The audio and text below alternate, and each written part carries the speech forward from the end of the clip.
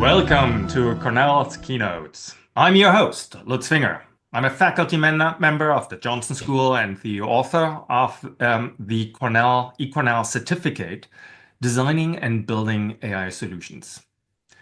It's essentially a course where I clone myself to teach about AI and AI applications. And today, I would like to talk about AI, innovation, and risk, and whether the US can maintain its current market dominance. And for that, I'm so pleased to welcome our guest, Aneesh Chopra. He is Chief Strategy Officer from Arcadia. He has built a successful data company in healthcare. He served as the first US Chief Technology Officer and the Virginia State of Technology. And he is currently a council member of the National AI Council for Congress. Thank you so much, Aneesh, for joining us. Oh, my friend, it's a pleasure to be with you, and we're going to have a great discussion. Yeah, so, like, such a long sentence about introducing you. Give me a kind of a clue. Okay, what is a council member of the National AI Council actually do? Well, that's a great question. And I'm new in my role, probably 3 months. So a little bit of context. Towards the end of the Trump administration in its first term, Congress worked together on a National AI Act. The premise being, as with most jobs and industries of the future, the U.S. aspires to win economically. And so Congress called on the administration to establish an expert advisory council that could report out both to the administration and to Congress on where we are, kind of set the baseline. How competitive is the American economic muscle around AI, and what are the strategies we could put in place to put us at a more competitive footing going forward? So we have lots of examples in our country where we have kind of a generational consensus that we want to make progress on a certain set of topics, while different presidents might have very specific advisors guiding them on how their ideology or approach can make a difference. So we're kind of in that expert panel, take the questions, give answers perspective. We meet probably once every other month, and we recently concluded a report on recommendations for the incoming administration on a number of key initiatives that could be done in the first 100 days to keep the momentum going on our AI economic success. This is pretty cool. Essentially, like the government takes a bunch of like experts like you who has worked in data, who has worked in AI, who knows an industry, in your case, healthcare, extremely well, and asks them for statements. Is EU doing this as well? Is China doing this as well? Is this Yeah. do you have your counterparts? I don't know if this particular thing is the most important question of the day for how we organize these issues. Our democracy is unique in that we have this kind of shared view of Yep. government. So executive branch, legislative, judicial. I think in China they've got a little bit more of a top-down point of view, as we'll get into in a moment. And Europe is in a unique place. They seem to have been really enamored with the idea of regulating their way towards these new technologies, and so that's a different perspective. And my view is it tells you something that there are topics that transcend party and ideology, where we want to get everyone moving in the same direction. The natural extension of that was the work we did on the CHIPS Act, which maybe was a very, big shift in terms of putting dedicated resources in jobs and sectors of the future.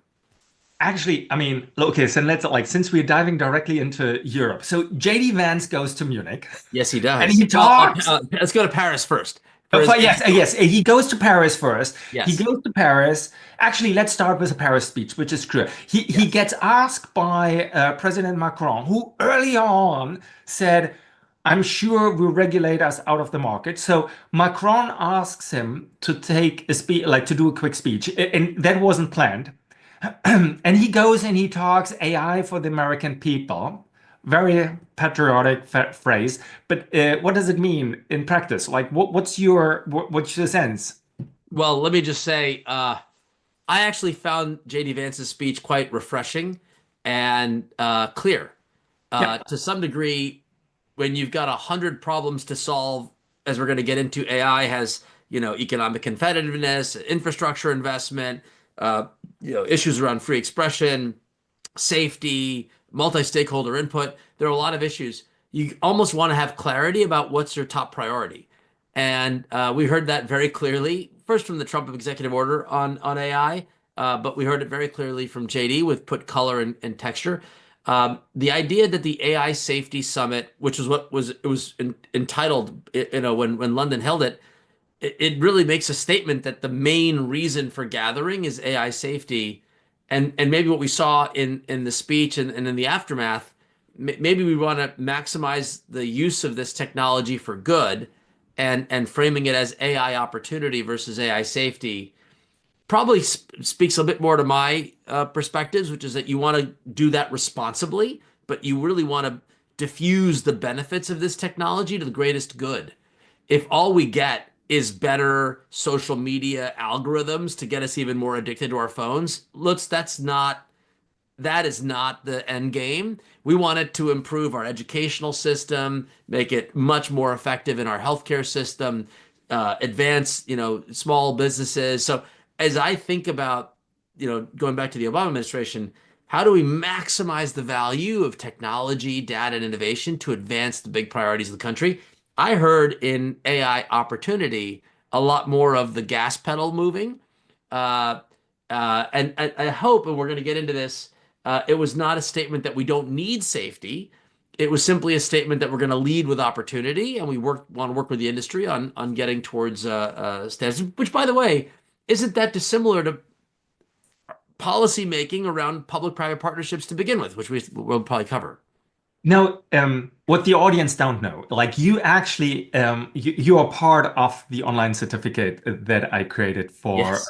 for Cornell. You came on and like we cover technical topics, and then you and I, we have a discussion around applications. And this is like probably for me, it's one of the highlights in the course, this discussion. And you, at that point, you focused a lot on saying, look, if the government gets involved, it has actually three stakeholders. And I just repeat this from the course. The Yes. three stakeholders you outlined is these are the citizens, these are the companies with IP rights or innovation, and these are the nation states with their national security. If you talked, if you put JD Vance's speech in that context, and compared, for example, to Europe or China, how do you see this differently? Well, I think here's how I would characterize it. The speech for JD Vance was very economic and industry focused, the supply side to some degree.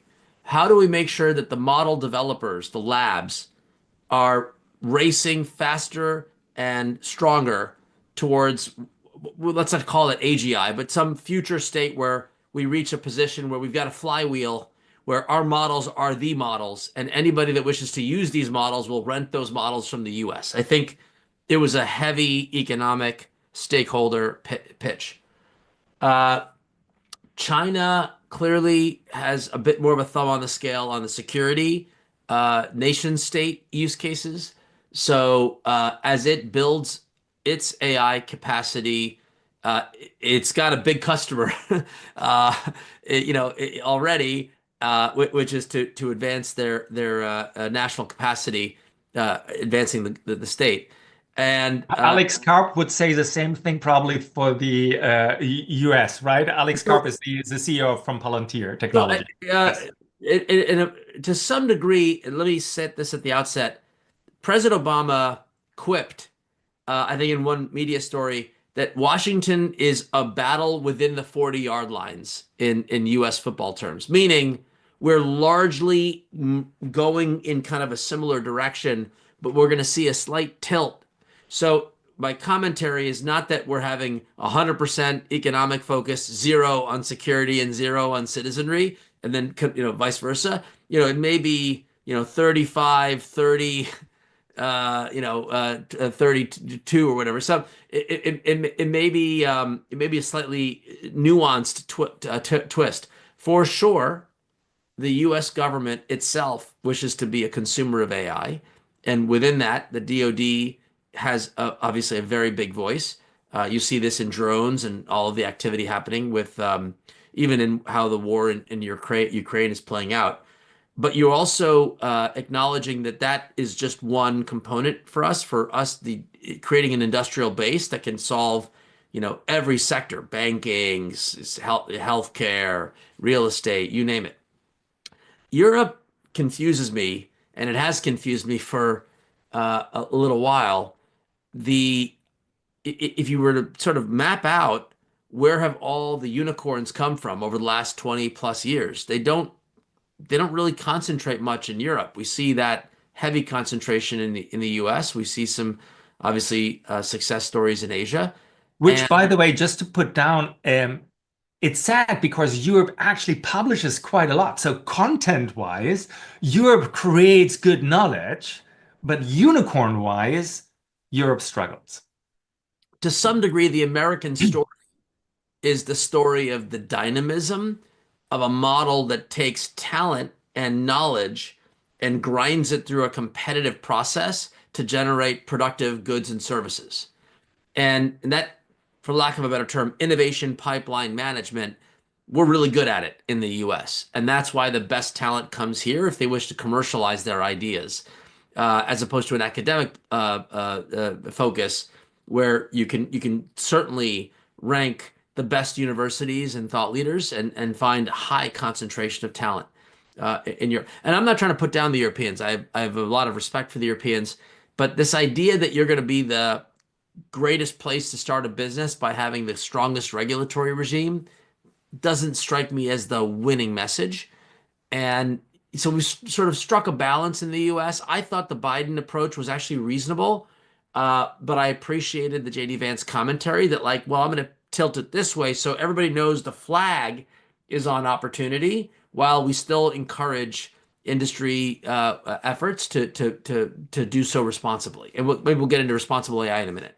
It's actually an like two comments to this. This is interesting because like the if you have those three entities, you're saying it needs a balance, and very well said. My understanding from the JD Vance discussion was not so much I put the flag on opportunity, more than the balance is decided by us, the US, and not by Europe. Well, the implication, let me parse that a little bit because even I'm frustrated about this issue.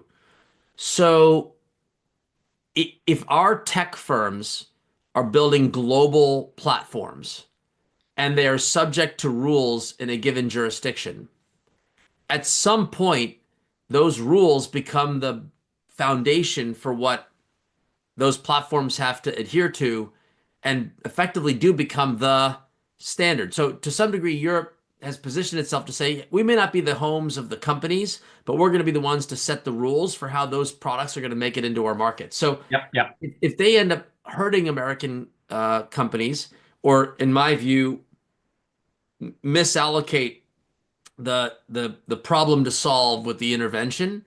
So the if I were to think in cost benefit terms, it may be that we have similar objectives. We want to reduce, disinformation, and we want to promote competition. I mean, these are basic rules like mom and apple pie.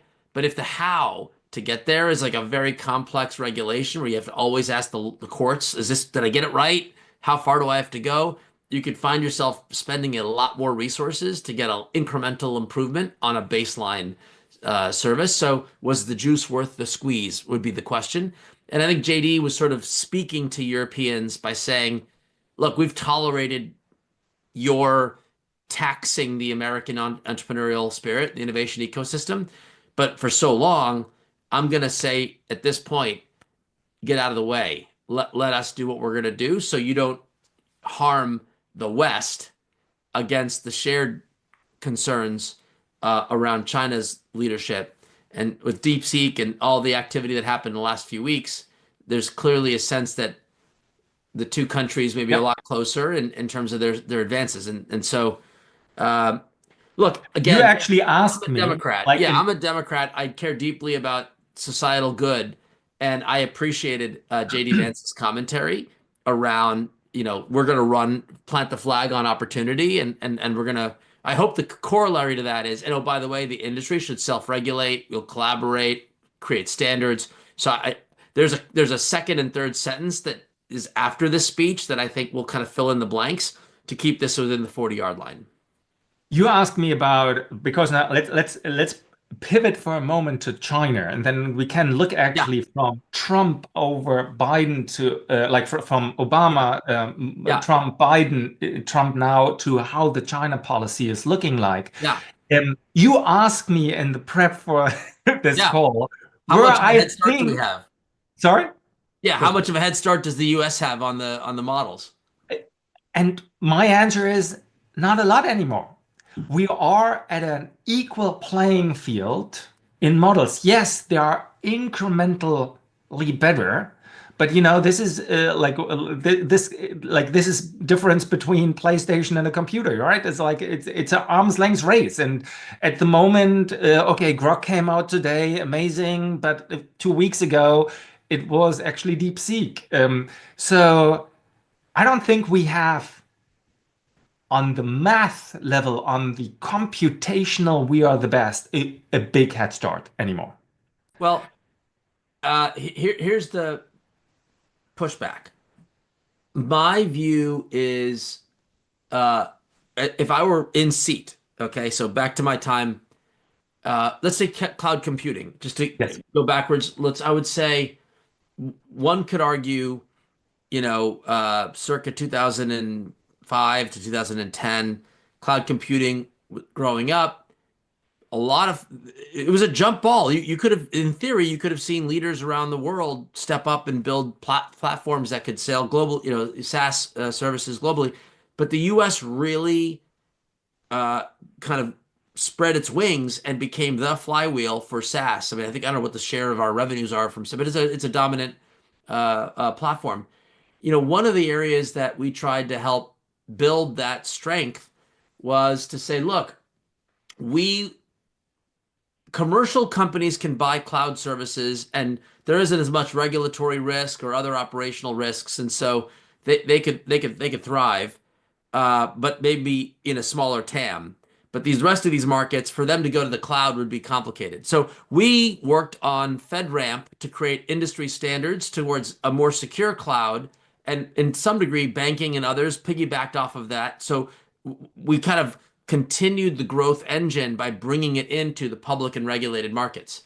So this China model race, a question to some degree is there may be a specific computational task on a benchmark that shows parity. But if you lift it up and say, no, no, are the guts of the systems and the processes and the whole package and the application developer ecosystem, are they, that piece feels like America has got a little bit more of its act together. And so the probability that the industry vertical solutions are going to be US born and scaled feels still right to me, even if on a specific benchmark mathematically and in the context of whatever. I mean, what is the value of these benchmarks, Lutz? I don't even know. Like, does winning the benchmark get you like a prize Totally. sticker? Not It gets Totally. you nothing. To I win the mean, economic game, you got to have products and services that can be scaled.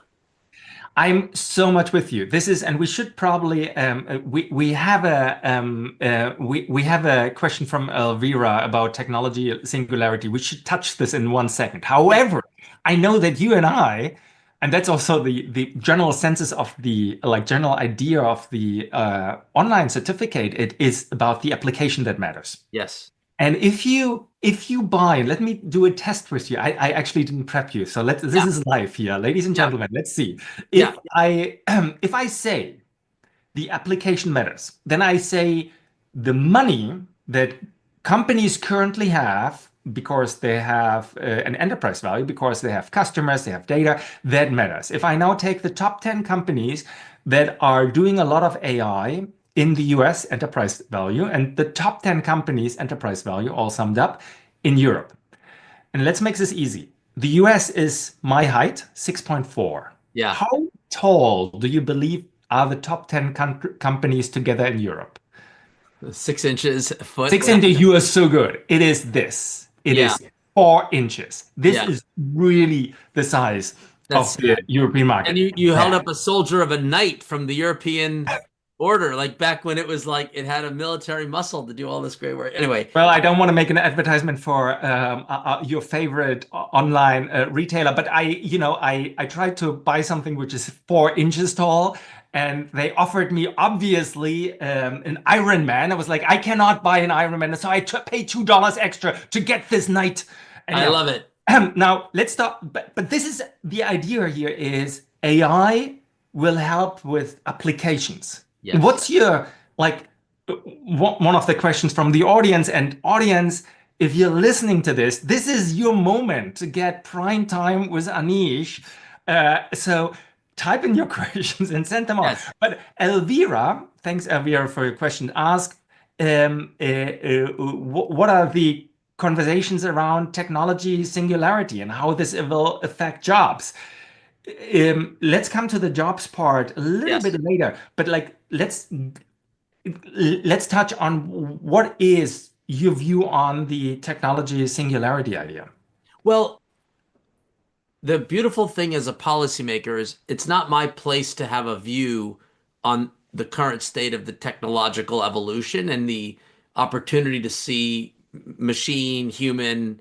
There's a there's a set of experts that will decide when and if we're going to see such a thing.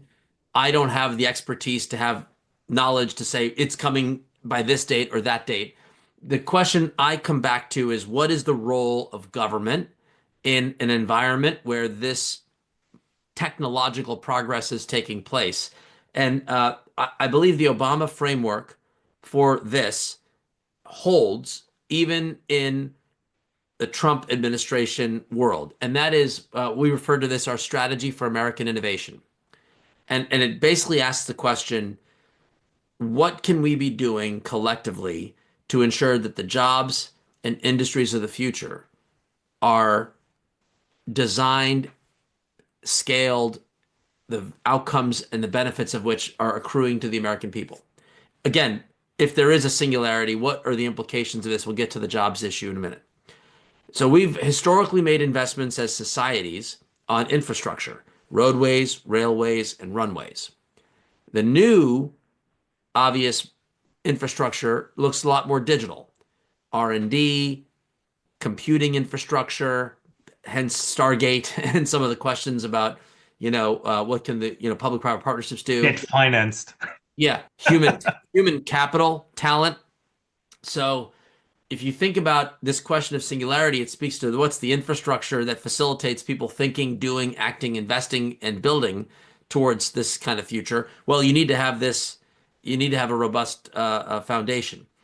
I Then actually like this. Like, let me answer the info, like the singularity question. singularity part, from my point of view. Yeah, But I like the approach that you say, no matter whether it is there or not, we need to have the singularity also is there to serve us, the yes, people. And because for that, we need regulation and we need a structure. And I like this structure, and the structure yeah, should be focused on opportunity, coming back to the earlier point. But correct. let's talk to the singularity. During my time at Google, I had also the pleasure to meet Demis Hassabis, the Nobel Prize laureate, as he worked with Google on AlphaFold. And he just recently doubled down on saying, guys, the AGI, we're like, I don't see it yet. If like he actually said there's a 50% chance that we might see more generalizable as a human in 5 years' time, which is still some way out. Yeah, Other people would give it more time. So only because a tool like ChatGPT, DeepSeek, Gemini, or whatever sounds intelligent does not necessarily mean it's generalizable. correct. Only because a car can drive by itself doesn't mean it's generalizable. Only because my chess computer beats me, it doesn't mean it's generalizable. And you can actually tell this when you go on OpenAI, and then you have to select between 5 different models, the model which is for planning, or the model which is for search, or the model which is, that's not generalizable. Now Correct. we are on a path, but first we need to get AGI being like a human, and then there might be the singularity, and that is even further out there. So Yeah, that would be my technical part to it. agreed. But no matter what, we need the supporting structure of the nation state to Yes. thrive. Yes. And so to finish that part of it, because it needs three things. The first is this infrastructure layer. The second is, and this is where you get into the Europe versus China versus the US rules of the road to promote competition and outcomes, basically to facilitate greater results that accrue to the benefit of the American people. So historically, this has been antitrust rules, net neutrality rules around, how do we leverage the pipes to our homes. And so what we're hearing right now is an active debate. Should AI safety be rules and regulations by a nation state? Should there be self-regulatory, benchmark-driven industry norms? And so one can have a pretty healthy discussion about when do we stay light touch, when do we graduate, but that's in the second category of rules. And then the third area, I think, is where we come back together again as American people, and that is what are the key priorities as a country? So is going to Mars the priority, right? Then you get an all hands on deck approach. Is it kind of getting healthcare to the American people at an affordable price? Is it everyone gets access to a Cornell education at a fraction of the price? So, Please. whatever the national priorities are, even if not kind of controlled by the government, there's a call to action by the government that fosters investment and opportunity. If you put those three things together, the American dynamism is really clear relative to European or Chinese at the moment, is that we've found a way to bring harmony to these critical components. And I think the Trump administration can be framed in the same way. They're going to be investing in infrastructure. The National AI Resource Computing Center, our NAIR, came out of a Trump administration effort. So there's investments in R&D, there's recruiting the best and the brightest, this whole debate about H-1B versus O-1 visas and all that kind of thing. So you see a lot more similarity than differences when you take that overall American strategy into consideration. America has a different approach to innovation than Europe. And I like this framing of continuity. I mean, you have been in the White House with Obama. You do know Biden. You are now in that setup where you are looking at the council members and discuss with them. And you stress here this continuation of Yes. the American approach to innovation, which I think, I mean, it definitely has paid off if we look at the outcome here. But DeepSeek is now hitting the market, right? Right. I could argue all this investment from Google and OpenAI and all of this money and the debt-funded Stargate announcement might depreciate very soon because we have OpenAI, we have Sorry, open DeepSeek. source models competing. This could be Meta, thanks to Zuckerberg. This could be as well the Chinese DeepSeek. And Dr. Barnhill, Benjamin Barnhill, had a question for this, which I think fits perfectly into this context. So first of all, thanks for saying this. And like audience, please put your questions down. We are completely reachable on all channels. In a government perspective, what is the implication of foreign cloud AI ML-based models? Specifically thinking about DeepSeek LLMs in terms of data sovereignty, or like I would cross out the data sovereignty. And you said this is nothing new. You said there's continuation, but like, how do we see What's this? the How did we policy? do it in cloud? How do we do it now? Yeah, so herein lies uh, the debate. Will the economic value in the era of AI accrue to the applications that bring it to the last mile sectors of the economy? In which case, the more open source foundation models that can be run on an AWS cluster at low cost. I love that Satya Nadella introduced this Jevons paradox to this dialogue. I never heard of it, Yes, but amazing, it's an amazing. amazing observation. Maybe explain it quickly. Yeah, so the basic principle is as the price of the good falls, demand for the good will far outstrip it, and then the aggregate pie grows so big that it actually is net positive to the industry. So while I can't speak to the economic return on investment of whatever the $100 billion Stargate plan looks like and its version of, how it affected Colossus or whatever that Elon did in Tennessee or wherever that was, I can't speak to in our risk-taking culture. It almost doesn't matter. Like companies are going to have cash and they can put that cash to its highest and best use. And if they've come to the conclusion that it's going to be in building out the foundation, power centers and data centers and putting 100,000 machines connected to each other, well, God bless our economy allows for that to be a bet. And it's not going to like ruin the world if that bet was off by an order of magnitude. DeepSeek's introduction and availability, the fact that this Chinese, whatever, hedge fund, whatever it is, open sourced it. What is it? It's something. It was a research center, and they essentially they couldn't build the models because it didn't have U.S. export restrictions. Right. So all their design decisions were like make it on a cheaper model. Right. So MacGyver, I'm a huge believer in India, frugal innovation. There's a lot of debate whether India should be in this. Nandan Nilekani, who I respect deeply, is sort of the godfather of a lot of the digital infrastructure in India.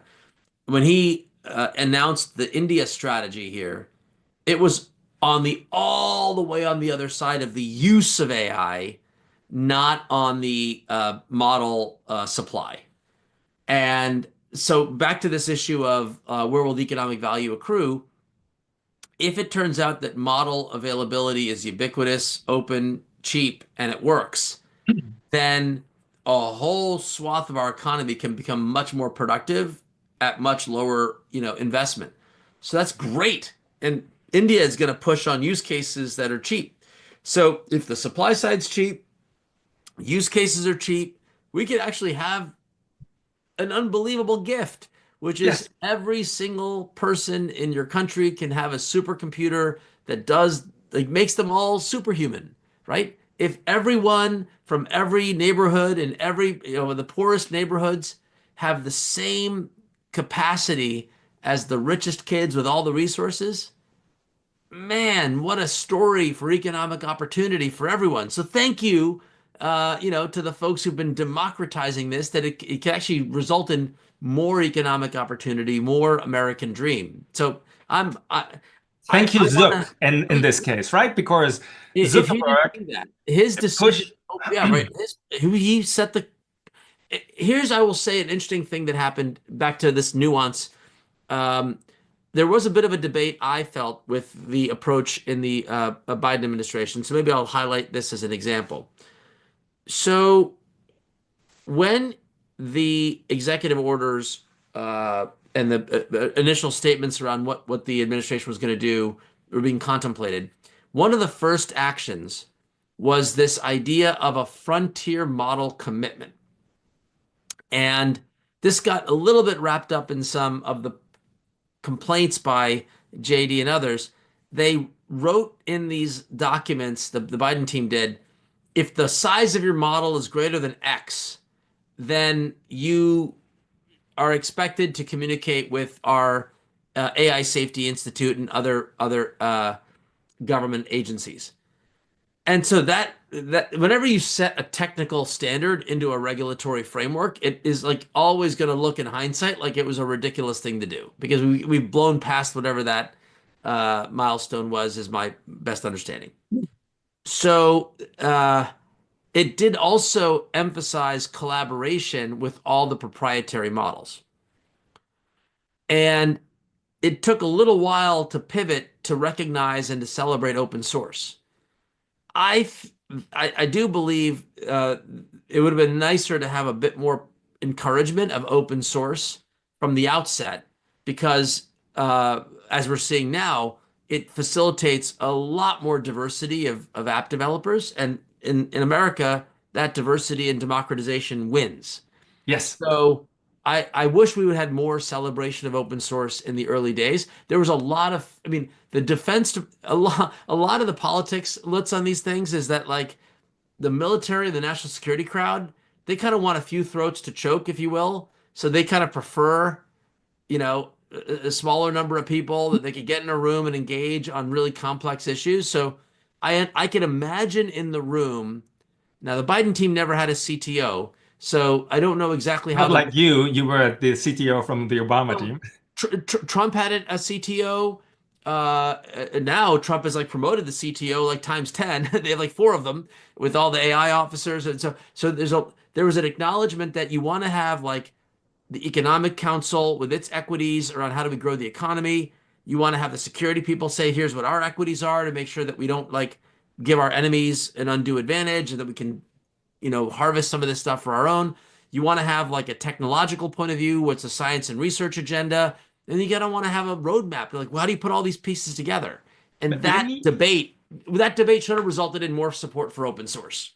But let me push back a little bit on the statement. We should Yes. like discuss public-private partnership in this Yeah. respect here. When so I applaud Zuckerberg for going open source, but from his business model, like Meta as a platform, he wants open source because the open source allows more creators to create content, which more people consume, which makes his platform more successful. So in like give the public the tools to create another metaverse so that Meta can really be Meta, right? This makes sense. Now, if you think about it, and I think we discussed this in my course in Yes. the certificate program, there's like how many companies after the mobile revolution, if we take the last big thing, which got Silicon Valley, I'm sitting here in Silicon Valley, which got Silicon Valley excited, that was the mobile revolution, right? I remember I was at LinkedIn at that time and we stopped everything in order to catch the mobile train and Yes. change LinkedIn into a mobile solution, right? How many companies actually entered the S&P 500 Right. after, let's say, the start of the mobile revolution was Apple iPhone? After the iPhone came out, Yeah. seven new company entered because the most value was from this mobile revolution was generated for the companies that had access to data and access to customer. If the same thing happens now with AI, because AI is a very neat interface, then we would see that the private corporations using open source will generate the most value. Now, you are a big supporter of public-private partnerships. Correct. How does this play in? And how, when I want to be a fly on the wall in one of your meetings discussion, how do you balance between how much public versus how much private? Well, this gets to where in the stack do you want public-private partnerships? So, uh, R&D is inherently, public-private. You have research centers, computing clusters, and you want to incorporate access for researchers who don't have the budget to cover the cost of these sort of things. So developing infrastructure is critical. The In the world of standards, so to me, the most powerful, highest leverage point for public-private partnerships is in technical standards development. So I would argue AI safety is the place for public-private partnerships. I would argue the Model Content Compute Protocol, MCP, that Claude released is an ideal public-private partnership. So we'd have a common protocol that the industry could rally around for how we allow a machine to interact as a human on websites and data portability and so forth. So if you identified market competition as a key priority to drive more economic diversity and economic success, you'll find that if you can get standards through public-private partnerships developed, you increase the possibility for more market actors. Now, easier said than done. I don't know in the mobile computing blip when everything was hot, whatever it was 2014, 15, whatever that time frame was, whether we got that mix right. We got the infrastructure right. We open sourced a whole bunch of spectrum. We released more spectrum in the mid to late 2010s than in the prior decade, And I think that, represented a bit of a public-private partnership to spur, the applications in mobile, but the competition part wasn't as great. To your point, we had a few winners, and maybe antitrust played a little bit more of a role where, back to this debate about did Meta get too big and should Instagram in hindsight should have been allowed. That's a harder legal question, but we win when we have open standards, more competition, and applications that, to your comment about specialized models, can go to market. So there may be lots of players who build products and services on AI that are not the Mag 7. Yeah. So the NAIAC, the Yes, National AI Advisory Advisory Council. Council report, it's a long document. It's worth at least summarization from ChatGPT, but it's worth a read. Yes. So you talk about boosting AI adoption for businesses. You talk Yes. about training and funding. Mark Logan, one of the people who are on the stream, again, like comment on it. Mark Logan asked the following question. What's one regulatory change you would push Yeah. for to help the US companies innovate with AI without drowning in red tape or losing against less regulated competitors to China? So if you take the NIAAC report and like, what's your favorite thing? Well, I'm a healthcare guy, so I'm a little biased in that I want to unleash innovation in healthcare.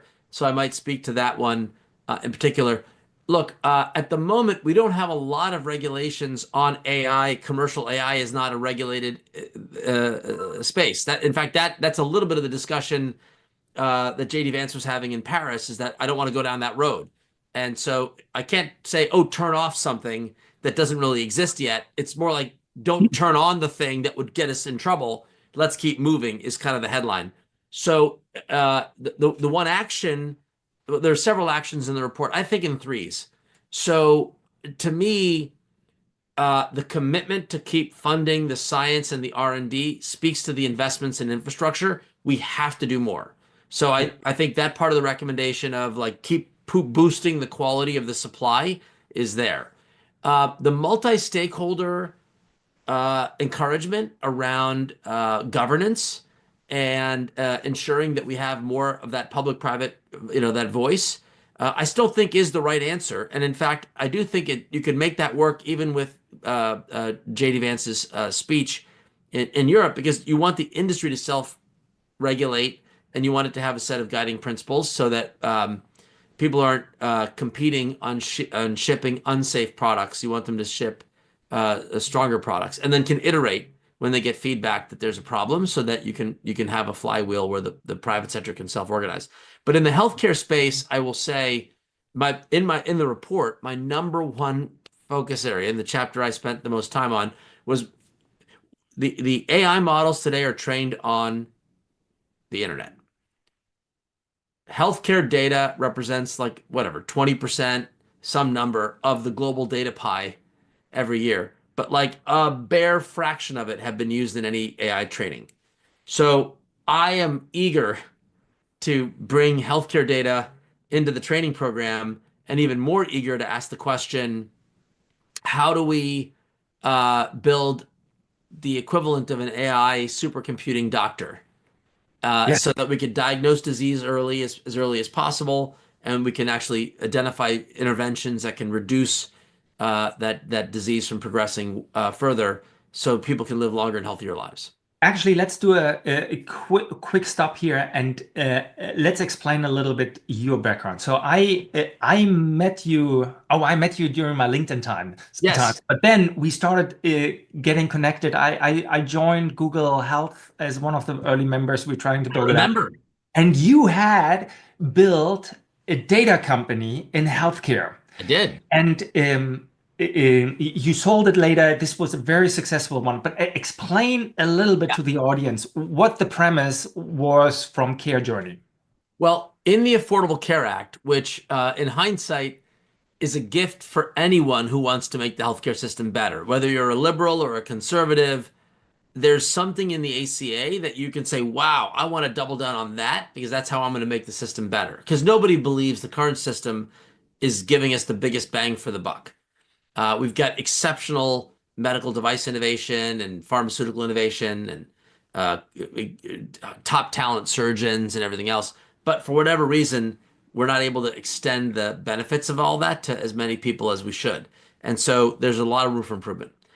The thesis in the ACA that I wanted to highlight was that prior to the Obama administration, it was illegal for any commercial entity to access and use the claims history of government plan program beneficiaries, Medicare and Medicaid. So if I was trying to figure out which doctor has the best experience caring for people that have diabetes by helping them avoid the hospital unnecessarily or the emergency room and to get them, care at the lowest cost, you could track this if you had access to the data. You could basically build a cohort of diabetics. You could track all over the country what their journeys look like in aggregate and say who's got the least number of those avoidable conditions and is it statistically relevant signal. So we shifted the policy to yes, not no, from when it comes to this issue of opening up government data.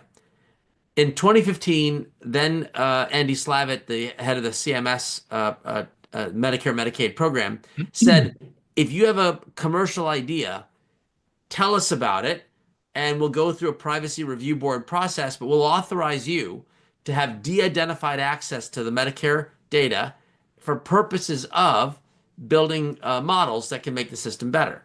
And so Care Journey's thesis was that we should model for high-value care, and we should model for low-value care, and we should shine light on organizations that are high and maybe a bit more scary highlighting of those that are not so high. And so Care Journey built, I think, one of the most effective physician quality rating engines in the country. US News licenses it in a more public way, but a lot of our customers are payers and providers who incorporate that into their referral programming, network development programming, and soon, I hope, extending it into consumer navigation and search. And I think the core principle here is the stunning or the good information, right? People talk about AI as something which is out there and taking over the world. And this is always like totally like a nightmare for me. And we're like, AI is there to support us. AI is there to help us. And in order to do that, it needs data, Yeah. right? As much as I go to my doctor and tell my doctor everything, Yeah. so that the doctor's AI, called the human brain, is hopefully coming up with something to help me. We need to enable data access. And there are so many good examples in what Care Journey has done. I, at one point in time, had the pleasure to work with Marty McCurry, who, Yes. like, he is becoming, I think, the FDA FDA commissioner. chief. Yep. And he built as well a database to show quality metrics and build out a quality metric. So he was like an application layer, like on top of your data. Um, if you make data available, then you can measure. And if you can measure, you can see something like quality and improvements. Yes. In fact, So we licensed Marty's analytical package to bring it in a weird way. He and I both built applications on the base data layer, and we went in a direction. He took it in a different direction, and we were able to bring his constructs into ours. So you sort of have a better library yep, of insights. So we went to market to the payers and providers and some of the life yep. sciences companies with his package. So it's a wonderful thing that you can do, and in many ways, it's the only job you can feel comfortable doing to bend the healthcare cost curve that doesn't make you feel like you've cut people's access or you've boosted But their costs. if I push against it, and so we started off by JD Vance talk, and we said it's the opportunity, and we talked about that there is a balance between those different entities. Now, Yes. if you look at healthcare, that balance in general has been tilted way more towards the the patient. don't do harm, which is not true. When we do, like when new medications are tested, we try to limit harm, but harm is happening in the process of research, right? We try to limit it, but it's happening. Now, what's your point of it? Or is something, and this is a question from Stephanie, who says, do we need an ISO for AI, an industry standard guidance? Is there something needed in order to prevent us? So I launched with about 40 health systems and health plans about a year and a half ago, healthcareaicommitments.com. Nice. And Healthcare AI AI commitments.com commitment.com. with an S, commitments plural. Hmm. And the idea was the Biden administration was issuing the first regulation on electronic health records who wanted to introduce AI models on the data sets, like our personal health data that's in the health systems. And so the idea here is that if we could strengthen the governance of the use of AI locally, we can get to a better place where there's a feedback loop about what's considered useful and what's not useful. I'll give you a silly example. There was a New York Times article. That email from your doctor may have been written by AI and not your doctor, was sort of like the headline. And one of the debates in AI communities is when to watermark.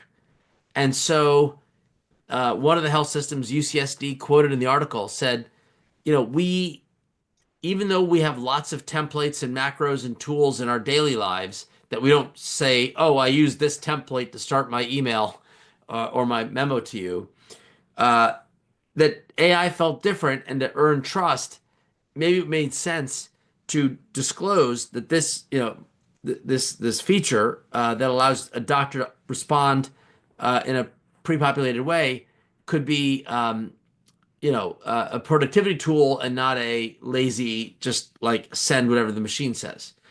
So UC San Diego describes their governance model that allows them to sort of see whether this is, down the fairway.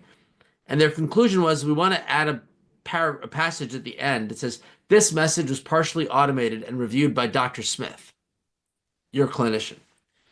So that watermarking meant that they were trusting their customers to figure out whether this was happening and if it was good.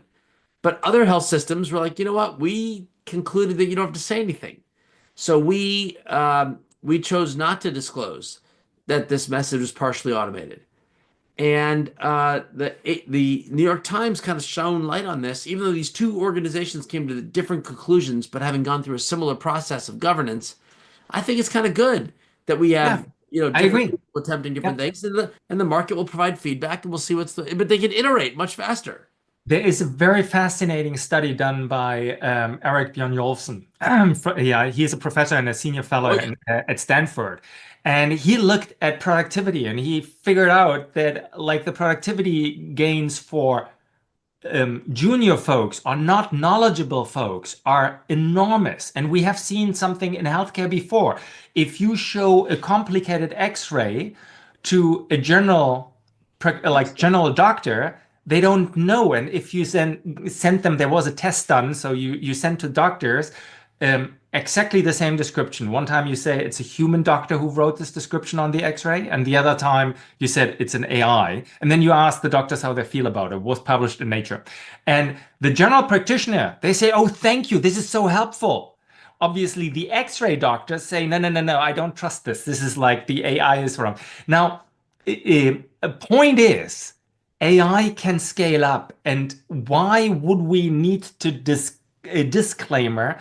We just should deliver a better service. And obviously, we are responsible for the service because we humans have agency. We just use an AI tool. That's the essence of the course. Now, nobody needs to do the certificate. But yes, that's it. Now, we are running into the 5 last minutes. Anish, outlook to the future. Like, Yeah. obviously, nobody knows. And I will keep you responsible for what you say now Yeah. and tell you forever that you got this wrong. No, but like, where are we going? What is the future of AI look like? Well, to me, it's it's probably the most exciting time if you wanted to solve big problems in our world because AI will make us that much more productive. And if the productivity gains can accrue in health, energy, education, these are the sectors where it's been flat for the last decade or longer, despite huge capital investments. Um, then that's going to waken up a lot of sectors of the economy. So I love this SaaS, software as a service versus service as software. I don't know if you tracked all this. I Yes. I love it because we're going to shift from selling IT systems through the IT department and more like labor substitute through the business units. And I think it's going to be a real positive. I think it's going to be great that we're going to see nursing units incorporate AI into their planning process, etc. So it's to me, I feel very bullish that we're going to see health, energy, and education markets benefit the most. Um, and it'll only go faster with the more open source models that come. So I think I'm quite bullish on the impact it'll have in problem solving in the next 2 to 3 years. Yeah, me too. I left my last company, Nasdaq listed healthcare company, and like in order to create the nurse out of the pocket. Yes. But I realized that this is like nurse out of the pocket, by the way, this is an interesting limitation for AI models because people do not want to hear the theory. They want compassion. And AI at the moment is currently not very good at compassion, right? So my key moment there was actually in my UX testing. One lady looked at the recommendation and says, I know that I have pre-diabetes. Don't tell me about it. I still eat my donut. And I was like, okay, that lady doesn't need content. Yeah. And AI is good in content. So I'm now doing something in e-commerce, blame me, but the company is called R to Decide. We actually become the sales agent or the sales guiding principle there. So, but I'm with you. The future is full of opportunities.